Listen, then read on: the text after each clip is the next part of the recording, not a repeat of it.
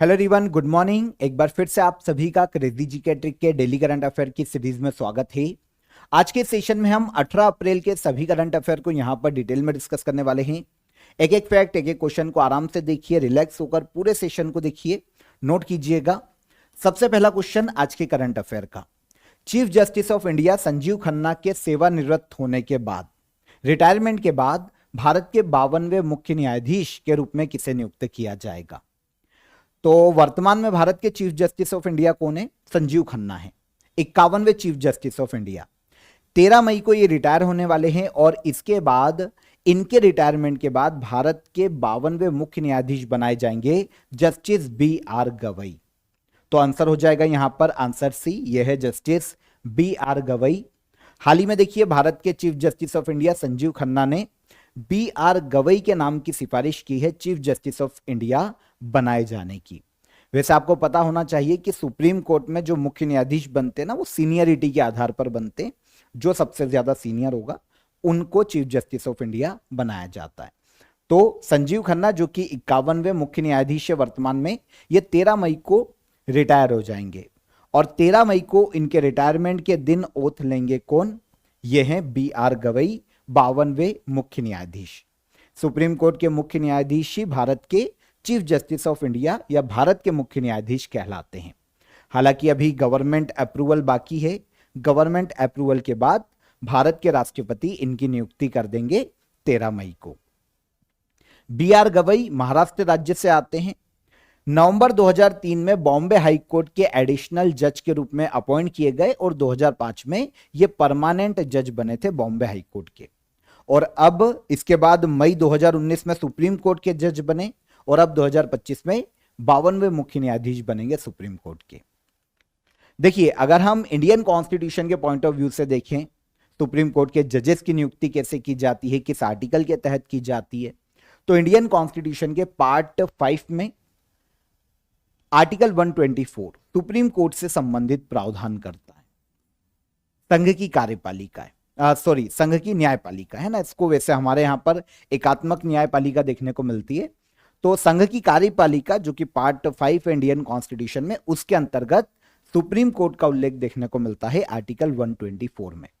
इसी के अंतर्गत आर्टिकल 124 के सब क्लॉज 1 में यह कहा गया है कि भारत में सुप्रीम कोर्ट की स्थापना की जाएगी जिसमें एक चीफ जस्टिस ऑफ इंडिया होंगे और बाकी अदर जजेस की नियुक्ति भारत के प्रेसिडेंट के द्वारा की जाएगी। तो याद रखिएगा, चीफ जस्टिस ऑफ इंडिया हो, अदर सुप्रीम कोर्ट के जजेस हो, सबकी नियुक्ति भारत के प्रेसिडेंट ही करते हैं। आर्टिकल 124 का सब क्लॉज 2 कहता है कि भाई चीफ जस्टिस और अदर जजेस की नियुक्ति कौन करेंगे? भारत के प्रेसिडेंट करेंगे, है ना। तो 124 के सब क्लॉज 1 में सुप्रीम कोर्ट की स्थापना की जाएगी और 124 के सब क्लॉज 2 में सुप्रीम कोर्ट के जजेस की नियुक्ति कौन करते हैं? प्रेसिडेंट करते हैं। अब देखिए, चीफ जस्टिस सीनियरिटी के आधार पर सुप्रीम कोर्ट प्रेसिडेंट के द्वारा अपॉइंट किए जाते हैं और अदर जजेस की जो नियुक्ति है ना, वो कॉलेजियम की सिफारिश पर की जाती है। एक न्यायाधीशों की नियुक्ति के लिए एक आयोग है जिसे कॉलेजियम सिस्टम कहा जाता है। संविधान में उल्लेखित नहीं है, लेकिन एक सुप्रीम कोर्ट की प्रक्रिया के अकॉर्डिंग कॉलेजियम सिस्टम में एक चीफ जस्टिस ऑफ इंडिया होते हैं, 4 अदर जजेस होते हैं और वो मिलकर किसी के भी नाम पर डिस्कशन करते हैं। आगे चलकर जो भी नाम फाइनल होता है उसकी प्रेसिडेंट नियुक्ति करते हैं सुप्रीम कोर्ट के न्यायाधीश के रूप में। तो चीफ जस्टिस जो कि सुप्रीम कोर्ट के हैं और अदर सीनियर जजेस के परामर्श के बाद अदर जजेस की नियुक्ति की जाती है, वो कॉलेजियम सिस्टम है। अब यहां पर क्वालिफिकेशन क्या होती है सुप्रीम कोर्ट के जजेस की? अगर हम इनकी बात करें तो इंडियन सिटीजन होना चाहिए, पहली चीज तो। इसके अलावा 5 साल तक एक या एक से अधिक हाई कोर्ट में जज के रूप में काम किया हो या फिर 10 साल तक एडवोकेट के रूप में काम किया हो हाई कोर्ट में। राष्ट्रपति की नजर में एक अच्छा विधि वक्ता हो, ऐसा व्यक्ति हो, तो ऐसे व्यक्ति को प्रेसिडेंट नियुक्त कर सकते हैं सुप्रीम कोर्ट के न्यायाधीश के रूप में। टेन्योर होता है 65 साल की एज तक, रिटायरमेंट की एज है। और इसके अलावा अगर बीच में सुप्रीम कोर्ट के जजेस को अपना पद छोड़ना है तो प्रेसिडेंट को रिजाइन दे सकते हैं, प्रेसिडेंट को अपना त्यागपत्र दे सकते हैं। रिमूवल प्रोसेस, वैसे तो त्यागपत्र हमने देख लिया, लेकिन सुप्रीम कोर्ट के जज को उनके कार्यकाल के बीच में हटाना है तो पार्लियामेंट में इंपीचमेंट जैसी प्रोसीजर लाके उन्हें उनके पद से हटाया जा सकता है, जिससे दोनों ही हाउसेस में स्पेशल मेजोरिटी से पास होना चाहिए, 2/3 बहुमत से। अगर वो पास हो जाता है तो फिर सुप्रीम कोर्ट के जजेस को उनके पद से हटाया जा सकता है। सैलरी पार्लियामेंट डिसाइड करती है, और ये भारत की जो कंसोलिडेटेड फंड होता है, संचित निधि होता है, इंडियन कॉन्स्टिट्यूशन के आर्टिकल 166 में सब क्लॉज 1 में संचित निधि की बात की गई है। इसमें से सैलरी दी जाती है सुप्रीम कोर्ट के जजेस की, सैलरी और अलायंसेस। चलिए सेकंड क्वेश्चन, भारत की सबसे लंबी रेल सुरंग का निर्माण कहां किया जा रहा है? इंडिया की सबसे लंबी रेल टनल, जो कि ऑलमोस्ट 14.5 किलोमीटर लंबी है, रेलवे टनल है, इसका निर्माण किया जा रहा है भारत के उत्तराखंड राज्य में। अभी इसका निर्माण कार्य जारी है। अभी ये इसलिए सुर्खियों में है क्योंकि इसका ब्रेक थ्रू का काम है वो पूरा कर लिया गया है। अब आपको समझना पड़ेगा कि ये ब्रेक थ्रू क्या है। तो देखिए, टनल के एक पहाड़ है, 2 हिस्से है ना, मतलब दोनों तरफ से टनल को खोदना शुरू किया है ना, दोनों तरफ से 14.5 किलोमीटर टनल को खोदा गया, और जहां पर आकर दोनों टनल का आखिरी जो मुहाना है, मतलब खोदते खोदते दोनों तरफ से टनल का पूरा होल कंप्लीट हुआ, और जहां पर दोनों खोदे गए मुहाने मिलते वहां पर मतलब पूरा खोदने का काम पूरा हो गया है, इसे कहा जाता है ब्रेक थ्रू। दोनों हिस्से टनल के आपस में मिल गए हैं, पूरा खुदाई का काम यहां पर कंप्लीट हो चुका है। तो अभी सुर्खियों में है भारत की सबसे लंबी रेलवे टनल भारत के उत्तराखंड राज्य में। इसे नाम दिया गया है टनल T8 का। क्या नाम दिया गया है? टनल T8, जनासू टनल या फिर देवप्रयाग जनासू टनल के नाम से भी इसे जाना जाता है। तो जनासू टनल और देवप्रयाग जनासू टनल के रूप में इसे जाना जाता है। अभी तक भारत की जो सबसे लंबी रेलवे टनल थी वो T49 टनल है अभी तक, है ना। ये 12.7 किलोमीटर है, जो कि भारत के जम्मू कश्मीर यूनियन टेरिटरी में देखने को मिलती है। जम्मू कश्मीर में Udhampur, Srinagar, Baramulla rail link project के तहत जम्मू कश्मीर में बनाया गया है सबसे लंबी रेल टनल अभी तक T49 टनल, है ना। लंबाई कितनी है? 12.7 किलोमीटर, और अब सबसे बड़ी हो जाएगी टनल T8, भारत के उत्तराखंड राज्य में 14.5 किलोमीटर ऑलमोस्ट। नाम क्या है इसका? इसे कहा जाता है जनासू टनल, क्योंकि यह देवप्रयाग जनासू टनल के नाम से जानी जाती है। उत्तराखंड के पौड़ी गढ़वाल जिले में देवप्रयाग और जनासू के बीच में से बनाया जा रहा है। 14.5 किलोमीटर 14.58 किलोमीटर, मतलब ऑलमोस्ट अगर हम देखें तो 14.6 किलोमीटर ये हो गई, है ना। ऋषिकेश कर्णप्रयाग रेल लाइन का यह हिस्सा है, जो कि 125 किलोमीटर लंबी है। फायदा क्या होगा पता है? एक तो भारत के जो 4 धाम यात्रा है उसको आपस में कनेक्ट किया जा रहा है इसके माध्यम से, है ना। 4 धाम रेल कनेक्टिविटी का ये एक हिस्सा है। ये टनल जहां पर बनाई गई है ना, वो जो रूट है ऋषिकेश, देवप्रयाग, श्रीनगर, रुद्रप्रयाग, गोचर और कर्णप्रयाग जैसे तीर्थों को आपस में जोड़ने के लिए बनाया गया है। इसके अलावा पहाड़ी क्षेत्रों में दुर्गम स्थान पर साल भर रेलवे कनेक्टिविटी मिलती रहे, इसके लिए इसका निर्माण किया गया है। ओके, जो रेलवे यात्रा है वो सुगम हो पहाड़ी क्षेत्रों में, ये कुछ उद्देश्य है T8 टनल को बनाए जाने के। ऋषिकेश कर्णप्रयाग रेल लाइन का हिस्सा है। अब यहां पर प्रोजेक्ट को बनाने वाली जो संस्था है वो है रेल विकास निगम लिमिटेड, रेलवे मिनिस्ट्री के अंतर्गत ये कार्य करती है। यहां पर ऋषिकेश कर्णप्रयाग रेल लाइन जिसका हिस्सा है ये टनल 125 किलोमीटर लंबी एक रेल लाइन है, जो कि उत्तराखंड के 5 जिलों को जोड़ती है, और 4 धाम रूट पर इसमें 12 स्टेशन, 17 टनल और 35 ब्रिज देखने को मिलते हैं। लगभग 16,200 करोड़ रुपए की इसकी टोटल कॉस्ट है, और ये जो 17 टनल है ना, इसी में से एक है T8 टनल, ऑलमोस्ट 14.58 किलोमीटर।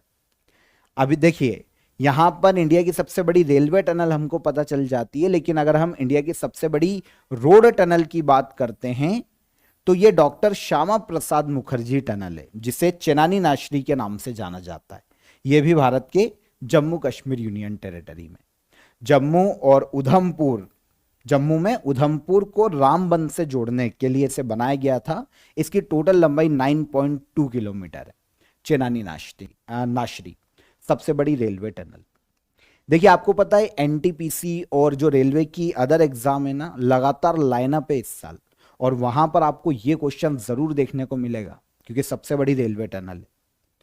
तो रेलवे से रिलेटेड आपको सारे क्वेश्चन देखने को मिलेंगे आपकी आने वाली एग्जाम में। इसीलिए इंडियन रेलवे का जीके का आप कोर्स भी ज्वाइन कर सकते हैं। इसकी ई बुक आपको मिल जाएगी, है ना। थ्योरी और वन लाइनर दोनों ही आपको यहां पर देखने को मिल जाएंगे। इसमें इंडियन रेलवे से रिलेटेड 10 टॉपिक को कवर किया गया है और रेलवे का पूरा जीके आपका यहां पर कवर हो जाएगा। क्योंकि देखिए रेलवे की एग्जाम है तो रेलवे से रिलेटेड, वंदे भारत से रिलेटेड ऐसे ही आपको क्वेश्चन पूछे जाएंगे, तो वो सारे टॉपिक आपका इसी में कवर हो जाएंगे। इंपॉर्टेंट सारा रेलवे एग्जाम के लिए आपको ये काम करेगी ई बुक, बहुत ही नॉमिनल चार्जेस है आपके लिए। डिस्क्रिप्शन में मैंने आपको इसकी लिंक दे दी है, वहां पर जाकर आप इसे डायरेक्ट अवेल कर सकते हैं। इसके अलावा मैंने काफी स्टूडेंट के कमेंट देखे, उनका कहना था कि सर हमको डेली करंट अफेयर की पीडीएफ नहीं मिल पा रही है, हम टेस्ट नहीं लगा पा रहे। तो देखिए आप सभी को बता देता हूं एक बार में, जैसे ही आप हमारी एप्लीकेशन पर या फिर वेबसाइट पर जाएंगे, study.crazygktrick.com, ये हमारी वेबसाइट है। एप्लीकेशन पर भी जाएंगे तो जो आपको इंटरफेस दिखाई देगा ना, वहां पर देखिए आपको करंट अफेयर टेस्ट का भी ऑप्शन दिख जाता है। अगर आप इसमें इंटर होते हैं करंट अफेयर टेस्ट में, तो आपके लिए देखिए इस तरीके से टेस्ट ओपन हो जाएंगे। जैसे मैंने व्यू कंटेंट किया, ये मैं टेस्ट में आ गया, यहां पर जाकर टर्म्स एंड कंडीशन आ गई हमारी और एग्री किया और यहां पर आपका टेस्ट शुरू। तो करंट अफेयर का आप टेस्ट भी लगा सकते हैं एप्लीकेशन पर या फिर वेबसाइट पर जाकर, आपके लिए फ्री ऑफ कॉस्ट है। इसके अलावा देखिए डेली करंट अफेयर की आपको पीडीएफ भी फ्री ऑफ कॉस्ट मिलती है। यहां पर जैसे डेली करंट अफेयर के फोल्डर में मैंने क्लिक किया, आपको इस तरीके का इंटरफेस दिखाई दिया। देखिए अप्रैल में मैं इंटर हुआ, यहां पर देखिए सबसे ऊपर की पीडीएफ है 16 अप्रैल की, आज की अब लेक्चर के बाद अपलोड होगी। तो ये 16 अप्रैल की, जैसे ही ये तो वीडियो हो गया, यहां पर आप वीडियो भी देख सकते हैं। इधर आएंगे तो आपको ये पीडीएफ का ऑप्शन मिलेगा। अब जैसे ही आप पीडीएफ के ऑप्शन में आइए, आपके लिए पीडीएफ लास्ट डे की ये ओपन हो गई। ओके, तो आपके लिए सहूलियत है, इसीलिए देखिए एप्लीकेशन पर विजिट कीजिए, फ्री ऑफ कॉस्ट आपके लिए।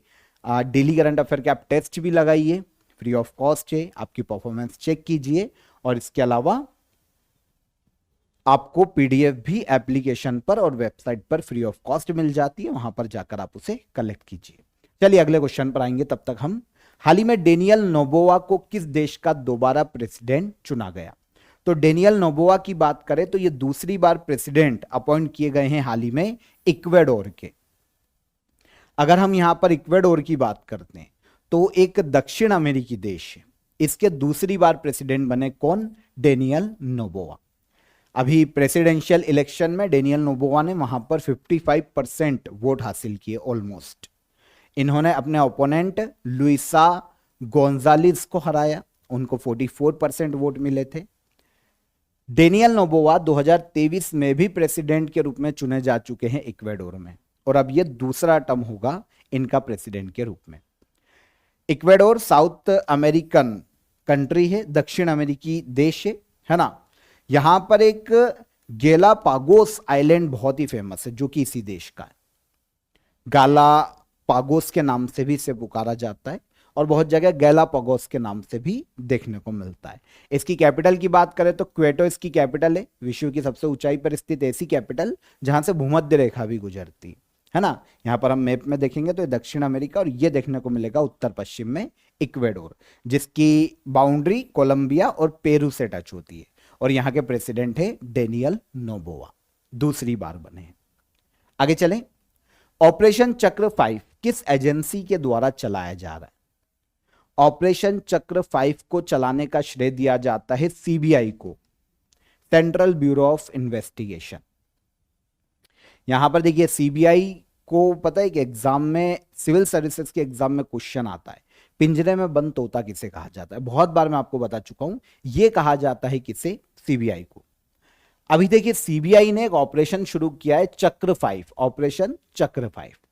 भारत में जो डिजिटल अरेस्ट स्कैम चल रहा है ना, आपने देखा होगा, बहुत सारे वीडियो देखे होंगे, डिजिटली अरेस्ट कर लिया जाता है किसी व्यक्ति को। मतलब सामने आपको वीडियो कॉल आएगा, उसमें या तो पुलिस वाले होंगे, आपको ऐसा दिखेगा, या फिर कोई ऐसी बड़ी एजेंसी, रॉ, एक्साइज डिपार्टमेंट और ऐसा कुछ आपको दिखेगा, और वहां पे पुलिस वाले बाकायदा बैठे होंगे वीडियो कॉल पे, और वो आपको हाउस अरेस्ट करेंगे। हाउस अरेस्ट मतलब डिजिटल अरेस्ट इसको बोले तो ज्यादा अच्छा है। मतलब बोलेंगे आप कॉल मत काटना, आपकी कॉल टेप हो रही है। इसके अलावा आपका कस्टम से मैं बोल रहा हूँ, आपका यहाँ पे रिपोर्ट आई है मुंबई में कि आपका माल आया है ना, इलीगल माल आया है, ड्रग्स आ गए हैं, कुछ सोना आ गया, और कुछ भी अनाप शनाप, मतलब आप सोच भी नहीं सकते कि भाई ऐसा कुछ मतलब हम जैसे मिडिल क्लास लोगों का विदेशों में कस्टम से सामान आ रहा है, सोना आ रहा है, और उसमें हमारा नाम है, हमारा आधार कार्ड है। कैजुअल इन्फॉर्मेशन तो वो निकाल ही लेते हैं, आधार कार्ड वगैरह हम 10 जगह देते हैं, आपको ही पता है। हम साइबर कैफे पे फोटो कॉपी कराने जाते हैं, वहाँ हमारा आधार कार्ड है। हर जगह हम कहीं भी इंटर होते हैं, ऑनलाइन कहीं जाते हैं, तो वहाँ आधार कार्ड चाहिए। तो कैजुअल इन्फॉर्मेशन हर जगह हो जाती है हमारी, तो उसका मिसयूज करते हैं, हमको डराते हैं और हम डर भी जाते हैं। 2-3 चीज़ें आपसे रिलेटेड वो बोल देंगे और 10-12 तो उगलवा लेंगे, आप डर में उगल दोगे। उसके बाद वो बोलते हैं कि हमको पैसे ट्रांसफर करो, आपकी जांच हो रही है, ये हो रही है, और इस तरीके से व्यक्ति डिप्रेस्ड हो जाता है। उसको समझ नहीं आता, क्योंकि वहां पर बड़े बड़े अधिकारी ऑनलाइन है, और उनका पूरा ऐसा बिल्कुल एक ऑरा फॉर्म करते हैं वो, कि व्यक्ति डर ही जाता है। तो ये डिजिटल अरेस्ट है, ध्यान रखना कभी भी किसी के साथ ना हो। इसीलिए मैंने इस पे इतनी बात की है, क्योंकि बहुत ही सुर्खियों में है ना। इवन सबको कॉल आई जाता है जीवन में एक ना एक बार, तो इससे बिल्कुल आप अवेयर रहिए। डिजिटल अरेस्ट स्कैम कैसे होता है, कभी भी आपको ऐसा कॉल आए, पुलिस का हो, किसी भी संस्थान का हो, तो भाई ठीक है भाई, कॉल काट, हम जाके खुद ही अपने स्थानीय थाने में सरेंडर कर रहे हैं। क्योंकि कहीं की भी पुलिस हो पूरे देश में, भाई हमारे स्थानीय थाने को तो आप इन्फॉर्म करोगे ना, अगर हमारे से कोई क्राइम हुआ है तो आप खुद डायरेक्ट बोलो कि हम हमारे थाने की पुलिस भेज दो, आप अरेस्ट करने के लिए घर पे, बाकायदा हम चलने को तैयार है बिल्कुल, उसके बाद हम आपको कोऑपरेट करेंगे। तो ध्यान रखना, कॉल काटना है आपको, अगर ऐसा कोई कॉल आता है डरना नहीं है। तो डिजिटल अरेस्ट स्कैम है ये एक प्रकार का। अभी सीबीआई ने क्या किया है कि इसके अवेयर, लोगों को अवेयर किया जा सके, इसलिए ऑपरेशन चक्र 5 की शुरुआत की है, और अलग अलग जगह पर इसके लिए छापे भी मारे सीबीआई ने, काफी लोगों को अरेस्ट भी किया है। 2002 में चक्र नाम का अभियान शुरू किया था सीबीआई ने अलग अलग चीजों के लिए, और अब जो चक्र 5 आया है वो डिजिटल अरेस्ट स्कैम के खिलाफ चलाया जा रहा है। तो CBI, central bureau of investigation, केंद्रीय जांच एजेंसी है, अपराधों के लिए जांच करती है, आतंकवादी गतिविधियों की जांच करती है। यह भारत में ministry of personnel public grievance और पेंशंस के अंतर्गत आती है। ये एक मंत्रालय है, कार्मिक लोक शिकायत और पेंशन मंत्रालय। इसके अलावा हेडक्वार्टर देखने को मिलता है नई दिल्ली। डायरेक्टर इसके हैं वर्तमान में प्रवीण सूद आईपीएस, और स्थापना की गई थी 1963 में। शुरुआत की बात करें तो 1941 में इसकी शुरुआत हो चुकी है, सेंट्रल ब्यूरो ऑफ इन्वेस्टिगेशन की 1941 में शुरुआत हुई थी। और वैसे देखिए 1941 में अंग्रेजों के शासनकाल में जब स्थापना हुई थी, तब इसे स्पेशल पुलिस एस्टेब्लिशमेंट के नाम से जाना जाता था, तब इसका हेडक्वार्टर लाहौर में था, और आगे चलकर 1963 में इसका नाम बदला गया सेंट्रल ब्यूरो ऑफ इन्वेस्टिगेशन। हाल ही में Indian weight lifting federation athletes commission का अध्यक्ष किसे चुना गया है? तो Indian weight lifting federation athletes commission का हाल ही में अध्यक्ष नियुक्त किया गया है, जिनका नाम है मीराबाई चानू। देखिए, एक इंडियन वेट लिफ्टिंग फेडरेशन अलग है, और ये Indian weight lifting federation athletes commission है, दोनों में अंतर है। ये एथलीट कमीशन जो है ना, वो इसी साल बनाई गई है 2025 में, और 2025 से 2029 के लिए 4 साल का कार्यकाल है, जिसमें अध्यक्ष चुनी गई है मीराबाई चानू 4 साल के कार्यकाल के लिए। अब Indian weight lifting federation athletes commission का काम क्या है? तो भारत के जो एथलीट है ना वेट लिफ्टिंग के, उनकी क्या समस्या है, उसे इंडियन वेट लिफ्टिंग फेडरेशन तक पहुंचाना, उन एथलीटों के लिए काम करना। एथलीट कमीशन है, तो वेट लिफ्टिंग के एथलीट को क्या क्या प्रॉब्लम है, उसको इंडियन वेट लिफ्टिंग फेडरेशन तक पहुंचाना, और डोपिंग से संबंधित है ना मामलों पर काम करना, डोपिंग के लिए अवेयरनेस फैलाना, वेट लिफ्टिंग के जो हमारे एथलीट है उनके मध्य में, और डोपिंग के खिलाफ काम करना। इसके लिए इसका गठन किया गया है। मीराबाई चानू खुद एक Olympic silver medallist weightlifter है, इंडिया की बहुत ही फेमस। तो ये बन गई है अध्यक्ष और S Satish Kumar vice chairman बन गए हैं किसके? Indian weight lifting federation athlete commission के। अब यहां पर बात कर लेते हैं इंडियन वेट लिफ्टिंग फेडरेशन की। तो भारत में वेट लिफ्टिंग को गवर्न करने वाली नेशनल बॉडी है Indian weight lifting federation. Headquarter देखने को मिलता है नई दिल्ली। इसकी स्थापना की गई थी 1935 में। इसके पहले प्रेसिडेंट विजय चंद्र मेहताब थे और करंट प्रेसिडेंट देखने को मिलते हैं सहदेव यादव। अब जिनको अध्यक्ष बनाया गया उनकी भी बात कर लें एथलीट कमीशन का। तो यह है मीराबाई चानू, भारत के मणिपुर राज्य से आती है। 2020 के टोक्यो ओलंपिक में इन्होंने 49 किलोग्राम वेट कैटेगरी में सिल्वर मेडल अपने नाम किया था। आगे चलकर कॉमनवेल्थ गेम्स में इन्होंने 2018 में पहले और बाद में 2022 में गोल्ड मेडल अपने नाम किया है वेट लिफ्टिंग में। खेलों में इनके योगदान के लिए 2018 में केंद्र सरकार ने इन्हें पद्मश्री और मेजर ध्यानचंद्र खेल रत्न अवार्ड से सम्मानित किया था। मीराबाई चानू। आगे चलिए, ई सेहत ऐप जो कि डिजिटल हेल्थ केयर को सुलभ बनाने के लिए लाया गया है, कहां पर लॉन्च किया गया? तो ई सेहत एप्लीकेशन को लॉन्च किया गया है जम्मू कश्मीर यूनियन टेरिटरी में। जम्मू कश्मीर के वर्तमान में सीएम हैं उमर अब्दुल्ला। इन्होंने ई सेहत एप्लीकेशन को लॉन्च किया। उद्देश्य डिजिटल हेल्थ केयर को राज्य में सुलभ बनाना। इसके लिए इस एप्लीकेशन से जम्मू कश्मीर के सारे सिटीजन जोड़े जाएंगे, डॉक्टर्स जोड़े जाएंगे, जितने भी मेडिकल प्रोफेशनल से उनको जोड़ा जाएगा, ताकि कोई भी जो व्यक्ति है, राज्य का जो नागरिक है, वो किसी भी डॉक्टर से, किसी भी हेल्थ प्रोफेशनल से अपने हेल्थ के बारे में कंसल्ट कर सकता है। तो सर्विस प्रोवाइडर के रूप में एक ई सेहत एप्लीकेशन को जम्मू कश्मीर के द्वारा लॉन्च किया गया। जम्मू कश्मीर की श्रीनगर कैपिटल और जम्मू भी कैपिटल है। एक है ग्रीष्मकालीन राजधानी और एक है शीतकालीन राजधानी। यहां के लेफ्टिनेंट गवर्नर है मनोज सिन्हा। सीएम के पद पर है उमर अब्दुल्ला। विधानसभा की सीटें हैं जम्मू कश्मीर में 95, लोकसभा की सीटें हैं 5 और राज्यसभा की सीटें देखने को मिलती है जम्मू कश्मीर में 4। आगे 15वां hockey India senior men national championship किसने जीता है? तो 15th hockey India senior men national championship का खिताब 2025 में अपने नाम किया पंजाब ने। देखिए, पंजाब ने हाल ही में इस चैंपियनशिप के फाइनल में मध्य प्रदेश की टीम को हराया है और मध्य प्रदेश की टीम को हराकर चैंपियन बना Punjab. 15th hockey India senior men national championship Punjab का ये 5वां टाइटल है, क्योंकि इसके पहले 2012, 2018, 2021 और 2023 में भी पंजाब इसमें विनर रहा था। 5वां टाइटल, पहले स्थान पर पंजाब, सेकंड पर रनर अप मध्य प्रदेश और तीसरा स्थान रहा उत्तर प्रदेश राज्य का। अभी कुछ समय पहले 15th hockey India senior women national championship का भी आयोजन किया गया था, जिसके विनर झारखंड की हॉकी टीम रही थी। अच्छा, एक एक करके दोनों की बात कर लेते हैं। 15th hockey India senior mains national championship 2025 आयोजन किया गया उत्तर प्रदेश के झांसी में 4 अप्रैल से 15 अप्रैल तक। 30 टीमों ने यहां पर पार्टिसिपेट किया था। हॉकी इंडिया इसका आयोजन करवाता है। सीनियर नेशनल हॉकी चैंपियनशिप एक फील्ड हॉकी चैंपियनशिप है, 15वां एडिशन है। मेंस हॉकी का आयोजन हॉकी इंडिया ने करवाया।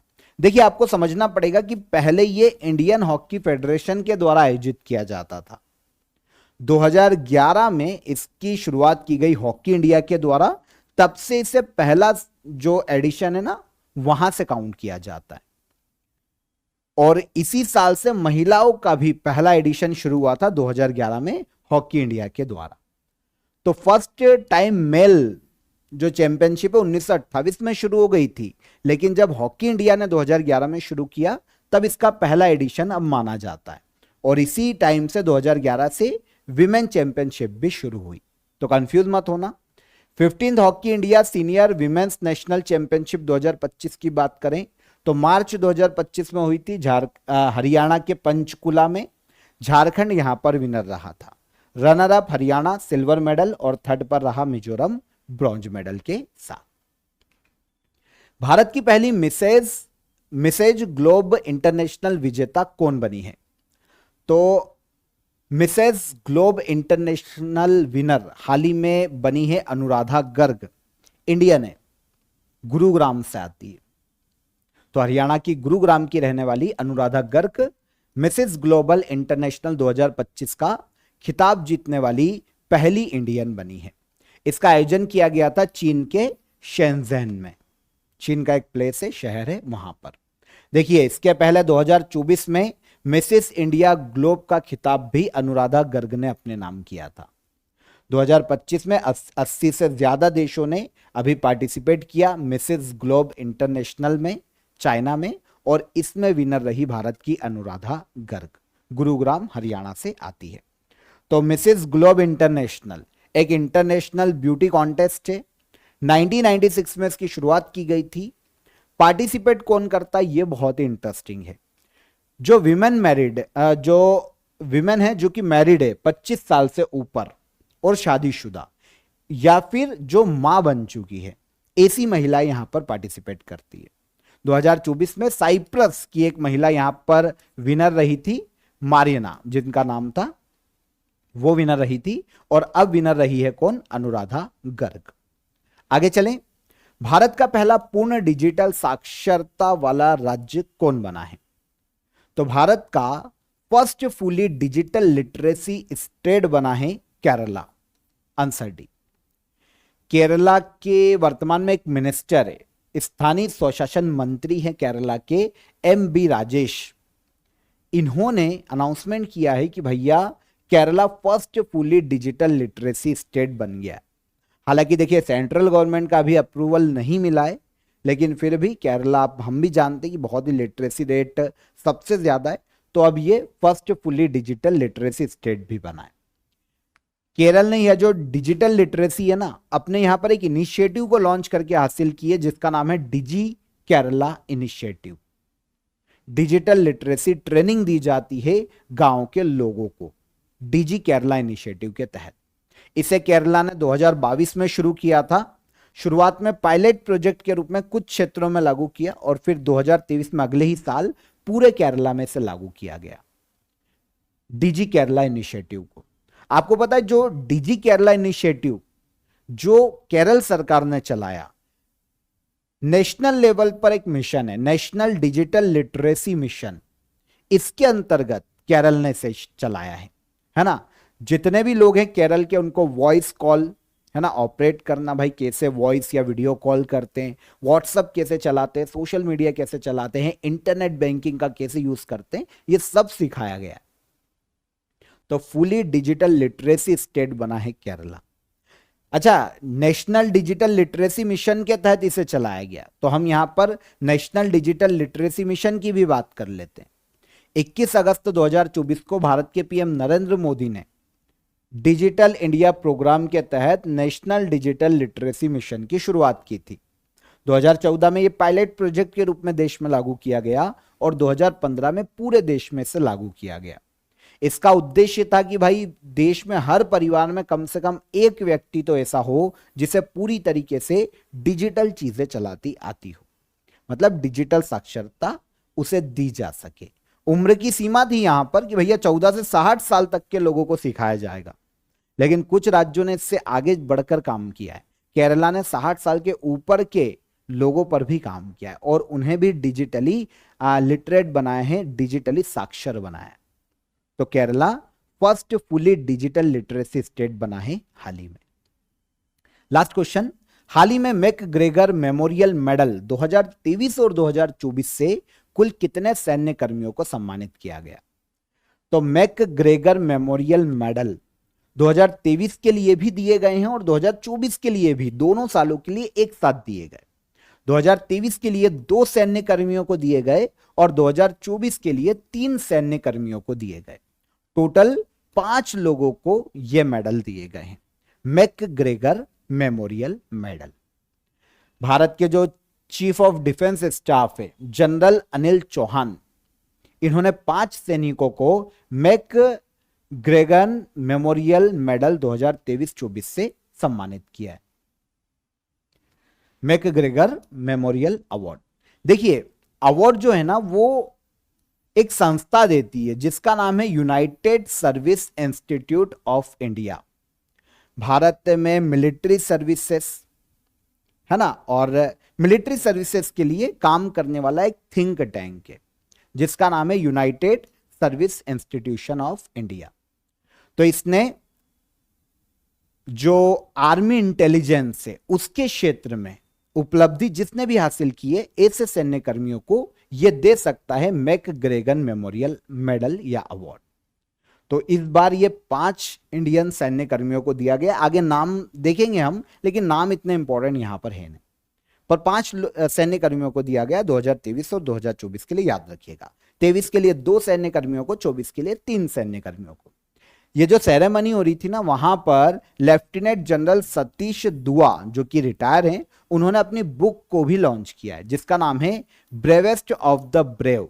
बुक का नाम है, ये एक नायब सूबेदार थे इंडिया के, चुन्नी लाल, इनकी ब्रेवरी की कहानियों के बारे में इस बुक में बताया गया है। ब्रेवेस्ट ऑफ द ब्रेव लिखा किसने? लेफ्टिनेंट जनरल सतीश दुआ, रिटायर हो चुके हैं, लेकिन जिन पर लिखा गया है नायब सूबेदार चुन्नी लाल, ये अब दिवंगत हो चुके हैं। तो चुन्नी लाल की पहले बात कर लेते हैं। नायब सूबेदार चुन्नी लाल इंडियन आर्मी के सबसे सम्मानित सैनिक रह चुके हैं। सेना मेडल दिया जा चुका है, गैलेंट्री अवार्ड है। 1987 में सियाचिन में बाना टॉप पर कब्जा किया था इन्होंने, शौर्य का परिचय दिया था। वीर चक्र 1999 में इनको दिया जा चुका है, और अशोक चक्र मरणोपरांत दिया गया था 2007 में कुपवाड़ा में आतंकवादियों को रोकने के लिए, और 5 आतंकियों को इन्होंने मार गिराया था चुन्नी लाल। इन पर आधारित है ब्रेवेस्ट ऑफ द ब्रेव नाम की बुक। सर हम तो मेडल की बात कर रहे थे, मैकग्रेगन मेमोरियल मेडल, तो आइए इस पे चलते हैं। 5 लोगों को दिया गया। विंग कमांडर डी पांडा एयरफोर्स के हैं, राहुल कुमार पांडे इंडियन नेवी के ही है राम रतन जाट, इंडियन एयरफोर्स के हैं झुमार राम पुनिया, और रणवीर सिंह जामवाल इंडियन आर्मी से बिलोंग करते हैं। ये 5 हैं सैन्य कर्मी। देता कौन है मैकग्रेगन मेमोरियल अवार्ड? तो यह देता है United service institute of India. Award की शुरुआत की गई थी 1887 में अंग्रेजों के शासनकाल में, लेकिन पहली बार दिया गया था 1889 में United service institution of India के द्वारा, जो कि भारत में डिफेंस सर्विस या फिर डिफेंस सेक्टर में थिंक टैंक के रूप में काम करता है। इस संस्था की स्थापना 1870 में की गई थी। ओके, हेडक्वार्टर देखने को मिलता है इंडिया, नई दिल्ली में। इसके संस्थापक चार्ल्स मैकग्रेगन है, इन्हीं के नाम पर यह अवार्ड दिया जाता है। डन। इसके अलावा हम एक अदर इंपॉर्टेंट करंट अफेयर पर भी नजर डाल लेते हैं। एटीएम ऑन व्हील्स इनिशिएटिव की शुरुआत की है इंडियन रेलवे ने। मतलब रेल के अंदर पहला एटीएम संचालित किया जा रहा है। पहला एटीएम महाराष्ट्र की एक मानमाड़ सीएसटी पंचवटी एक्सप्रेस एक ट्रेन है, उसमें लगाया गया है पहला एटीएम। अब पूरे देश में रेलवे में भी एटीएम लगाया जाएगा। इसको रेलवे ने नाम दिया है एटीएम ऑन व्हील्स इनिशिएटिव। ठीक है, तो इसको भी याद रखना इंपॉर्टेंट है। तो यहां पर हमारे लास्ट डे के सभी करंट अफेयर हो जाते हैं। अब हम चलेंगे लास्ट डे के करंट अफेयर के रिवीजन पर। आईसीसी के द्वारा मार्च 2025 के लिए men's player of the month का अवार्ड किसे दिया गया? श्रेयस अय्यर को। 23वें विधि आयोग का अध्यक्ष किसे नियुक्त किया गया? जस्टिस दिनेश माहेश्वरी को। इसके अलावा संयुक्त सैन्य अभ्यास डस्टलिक किन 2 देशों के मध्य आयोजित किया गया? इंडिया और उज्बेकिस्तान के मध्य में। अंतर्राष्ट्रीय स्मारक और स्थल दिवस या वर्ल्ड हेरिटेज डे कब मनाया जाता है? यह मनाया जाता है 18 अप्रैल को। नेशनल टाइगर कंजर्वेशन अथॉरिटी के द्वारा गठित चीता परियोजना संचालन समिति ने कूनो नेशनल पार्क से चीतों को कहां स्थानांतरित करने की मंजूरी दी? तो Gandhi Sagar wild life sanctuary में। स्टार्टअप क्यून्यू लैब्स के द्वारा क्यू शील्ड लॉन्च किया गया। यह क्वांटम साइबर सुरक्षा प्लेटफॉर्म है। हाल ही में चर्चा में रहा अल नीनो प्रशांत महासागर में समुद्री तापमान में होने वाली असामान्य वृद्धि है। हाल ही में मेडल डे परेड के दौरान भारत के कितने सैनिकों को यूनाइटेड नेशन मेडल प्रदान किए गए? 821 सैनिकों को। भारत नॉर्डिक शिखर सम्मेलन 2024 का आयोजन कहां किया जा रहा है? नॉर्वे की राजधानी ओस्लो में किया जाएगा। और हाल ही में किस राज्य ने लू और सनस्ट्रोक को राज्य विशिष्ट आपदा घोषित किया है? तो यह है हमारा तेलंगाना राज्य। ये हो जाते हैं हमारे लास्ट डे के करंट अफेयर। अब हम चलेंगे क्वेश्चन ऑफ द डे के आंसर पर। तो हल्दी घाटी का युद्ध महाराणा प्रताप और अकबर की सेना के मध्य में 1576 में हुआ था। इंसुलिन की खोज का श्रेय दिया जाता है फ्रेडरिक बेंटिक और चार्ल्स बेस्ट को। कैलाश सत्यार्थी को नोबेल प्राइज दिया गया था 2014 में। ठीक है, तो सबको याद रखिएगा, तीनों ही क्वेश्चन इंपॉर्टेंट है। 1576 फ्रेडरिक बेंटिक और चार्ल्स बेस्ट, कैलाश सत्यार्थी को नोबेल मिला था 2014 में। अब आज के question of the day, Bharat का पहला नेशनल म्यूजियम कहां स्थित है? मंगल शब्द का उपयोग किस प्रकार की वनस्पति के लिए किया जाता है? इंटरेस्टिंग क्वेश्चन है। और भारतीय संविधान का रचयिता या फादर ऑफ इंडियन कॉन्स्टिट्यूशन किसे कहा जाता है? तीनों क्वेश्चन के आंसर कमेंट बॉक्स में कीजिए।